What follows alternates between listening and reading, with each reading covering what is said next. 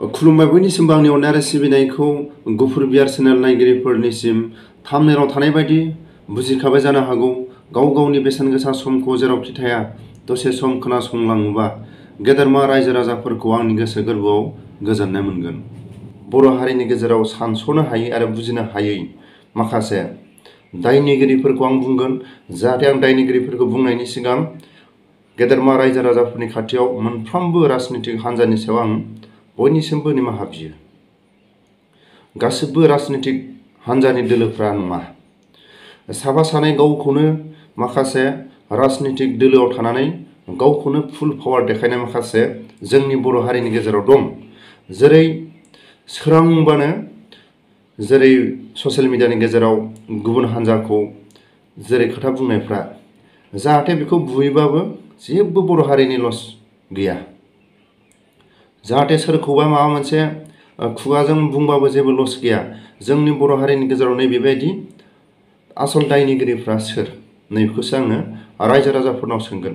सोरांबानो गावजों गाव बुलायलायनाय, सोरांबानो गावजों गाव होसोलायनाय, गावजों गाव बुथारलायनायनि माखासे खोथाफ्रानो गासिबो राजनितिकनि दैदेनगिरिफोरनि, गासिबो नङाबाबो साफा सानै दैदेनगिरिफोरनि खुगानिफ्राय बेरखांनो मोनो। आरो माखासे राजनितिक हान्जायाव थानाय माखासे गावखौनो पावारफुल देखायनानै सोरांबानो बखिनाय, बेफोर मा? दानि जायफोर सेंग्रा सिख्ला, जायफोर सोलिबाय थानाय बे समाजनि गेजेराव माखासे लामा दिन्थिनाय जायो। गिबिसिन जों बेफोरखौ बन्द' खालामनोबा सोरांबानो राजनितिक डायलगखौ ससियेल मिडियानि गेजेराव बखिनाय आरो सोमखारिनायखौ नागारनांगोन। मानो होनोब्ला जोंनि राजनितिक हान्जानि माखासे बुंनो गोनां सोरखौबा माबा मोनसे बुंफ्लानानै आरो सोरखौबा दायनिगिरि होनानै माखासे सम दं। इलेक्सन समाव सोरखौबा माबा मोनसे खोथा बुंनानै फेजेननानै गाव देरहाबाय, सोरबाया अबेबा नङै खोथाखौबो नंगौ होननानै मडिफाइड बानायनानै खोथाखौ बुंबाय। बे इलेक्सन टाइमाव जा जाबाय बेखौ जोंहा बुंनांगौ जेबो गैया। आरो इलेक्सन जोबनायनि उनाव बर' हारिनि गेजेराव मानो सोरांबानो राजनितिक हान्जाखौ सुरु खालायो? जोंथ' दिनै गुबुन गुबुन स्टेट बा जोंनि बे माबायाव थानाय आसामावनो जों नुयो। आसामिसफोरनि गेजेराव बारा गावजों गाव सोमखारिलायनाय माखासे राजनितिकनि माबाखौ नुवा।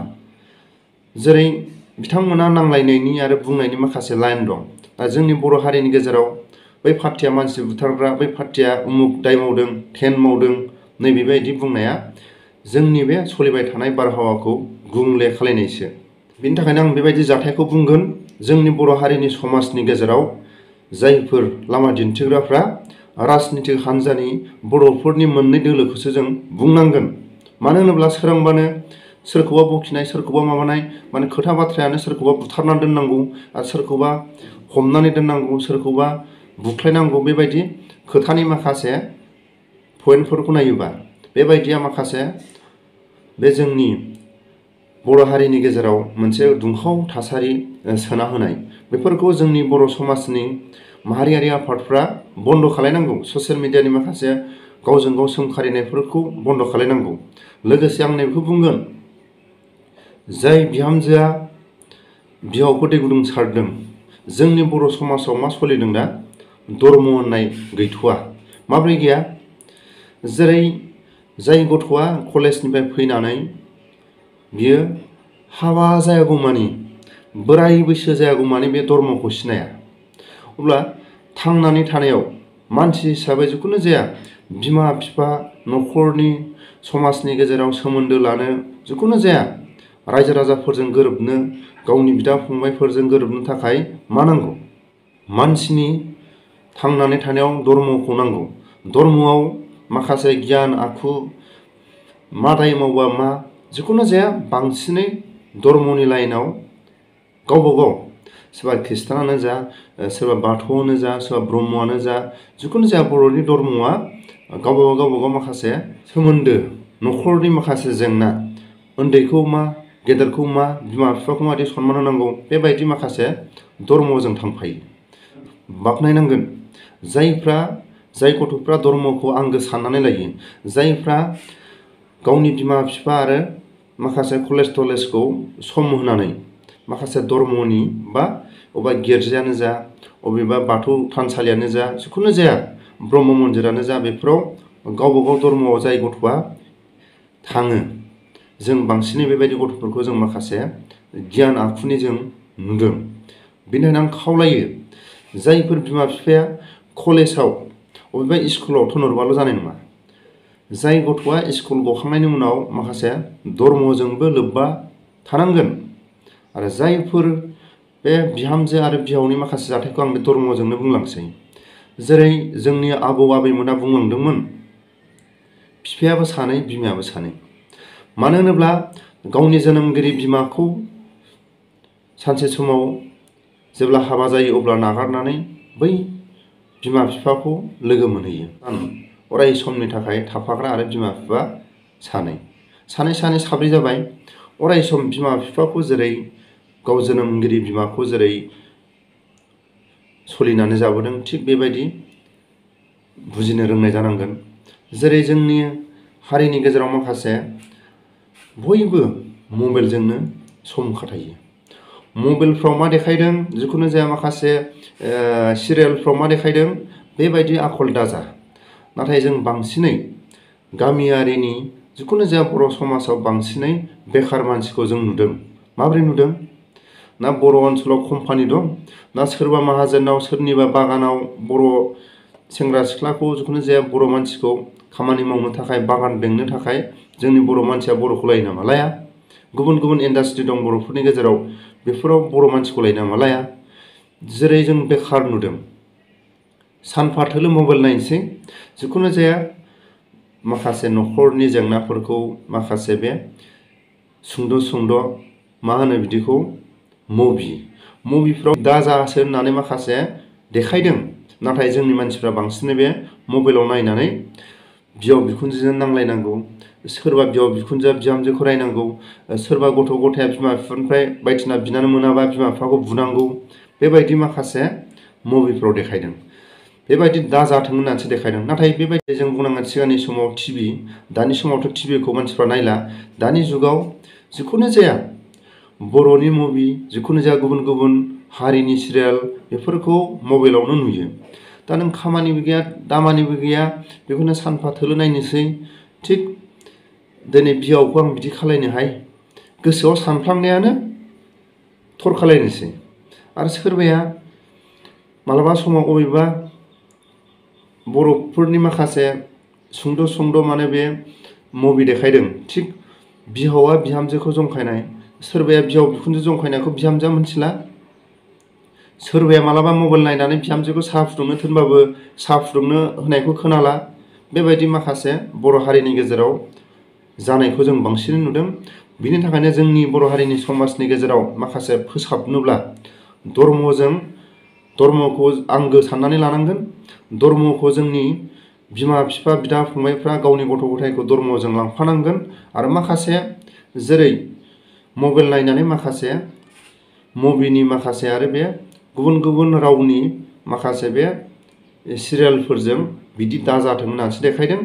नाथाय जोंनि मानसिफ्रा बेखौ आंगो साननानै लानाया बे बर' हारिनि गेजेराव गनायथि नङा। मबाइलखौ बाहायनो रोंनांगोन। मानि थाखाय बेबायदि माखासे सुंद' काहानिजों देखायदों बेफोरखौ बुजिनो रोंनाय जानांगोन।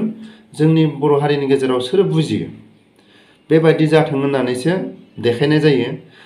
आरो मोनसेखौ आं बुंबावगोन, जेरै जायफोर कलेजनि गथ'फ्रा कलेज गनाय लोगो लोगो अराय समथ' बे लेखाखौ कलेज गनाय लोगो लोगो फराया जोंनि बर' मानसिफ्रा। बिनि उनाव आं बेखौनो खावलायो, दानि जाबाय थानाय जाथायनि सायाव आं माखासे फरायसा फरायसुलिफोरखौ आं खावलायो, स्कुल गनानै बा कलेज गनानै जिखुनु जाया क्लास गनाय लोगो लोगो न'आव फैनानै लोगो रावबो लेखा फराया। डाइरेक्ट ओंखाम जाखांग्रो मोनाबा ओंखाम जानाय समाव मबाइलखौसो दांग्रो। बेबायदि समाव जायफोर न'खरनि बिमा बिफा बिदा फंबाय गामियारिनि माखासे नेम निथिफ्रा एसे बेलेग जानांगोन। माबोरै जानांगोन? जोङो बै समाव जों नुदोंमोन जाय जुबुक सेंग्रा सिख्लाया मोनसे आयेन, माखासे बोराय बुरिनि गागिफोरनि थाखाय मोनसे आयेन आरो आबसुफोरनि आयेन, माखासे समाजनि आयेन, धर्मनि आयेन, ओरैबायदि मोनसे समाव जों गाजा गोमजा गथ' गथायखौ लानानै सानसे समाव आबसुनि मिथिङानो जा, मालाबा समाव धर्मनि मिथिङानो जा, मालाबा समाव गामियारिनि मिथिं जिखुनु जाया जुथुमनायानो जा, जोङो गथ' गथायखौ लांनानै बेबायदि माखासे खोनासंनाय नुदोंमोन।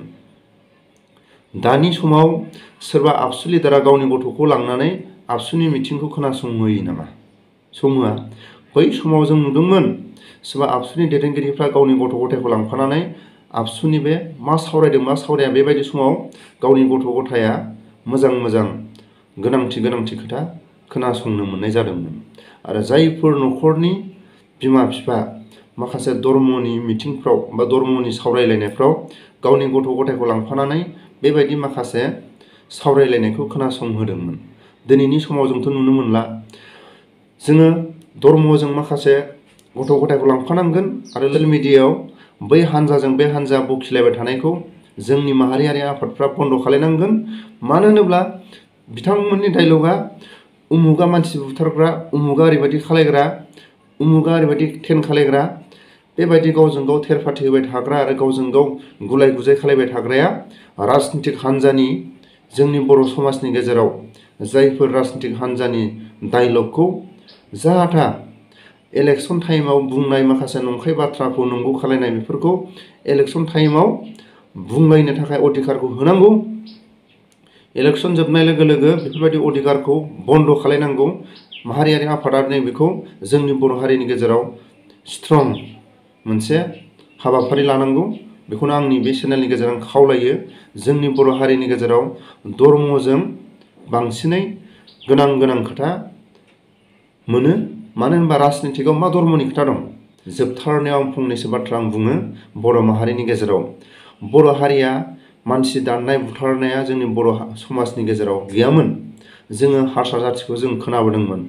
हानि अबेबा बोरमाया अबेबा मोसौआ सोरनिबा बारियाव हाबोबा गावजों गाव दानलायलायनाय थैलायनाय, बुलायलायनाय थैलायनाय आरो गिबिसिन बर' हारिखौ हारसा जाथियासो बुथारनानै देखायग्रोदों। जोङो बुंनांगोन बै समाव जेब्ला गुफुरनि जाथाय जानाय समाव जोंनि बिमा बिफानि बुंनाय रावखौ आं रायजो राजाफोरनो आं फोरमायनि।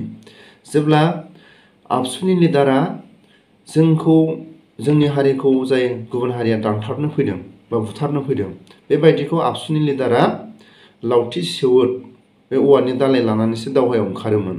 अब्ला बर'फ्रा बेसेबां सैथोनि मानसिमोन बेखौ साननानै नायदो। आबसुनि लिडारा बर' हारिखौ गुबुन हारिया बुथारनो फैनाय न' बां सावनो फैनाय समाव आबसुनि लिडारानो औवा सेवद लानानैसो ओंखारोमोन। अब्ला जोंनि बर' हारिया बेसेबां सैथो नैबेखौ जोंनि बर' हारिनि समाजनि गेजेराव एसे नायबिजिरनाया साबसिन जागोन। आरो धर्मखौ बयबो बिमा बिफाया उन्दैनिफ्रायनो सुरु खालायनांगौ।